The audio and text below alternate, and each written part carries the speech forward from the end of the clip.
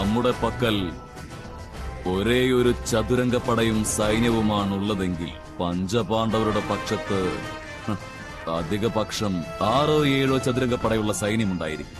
അവരുടെ പക്കൽ യാദവ ശ്രേഷ്ഠൻ കൃഷ്ണനുണ്ട്. പുത്ര ദുര്യോധന, അവർ യാതൊരു സൈന്യ സഹായവും ഇല്ലാതെയാണ് ജരാസന്ധനെ പരാജയപ്പെടുത്തിയിരുന്നത്. കാളിയവനെ നശിപ്പിച്ചിരുന്നത്. മധുരയിലെ രാജാവ് കംസനെയും അവർ വധിച്ചിരുന്നു. ശ്രീകൃഷ്ണന് പല അത്ഭുത ശക്തികളും ഉണ്ട് മഹാരാജൻ. സമസ്ത ആര്യാവർത്തത്തിലും ഈ കഥകൾ വ്യാപിച്ചിട്ടുണ്ട്.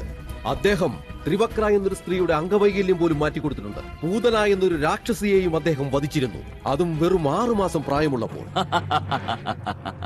വ്യർത്ഥമായ പ്രചരണങ്ങൾ. ഈ അത്ഭുതങ്ങളെല്ലാം നേരിൽ ദർശിച്ചവർ ആരാണുള്ളത്?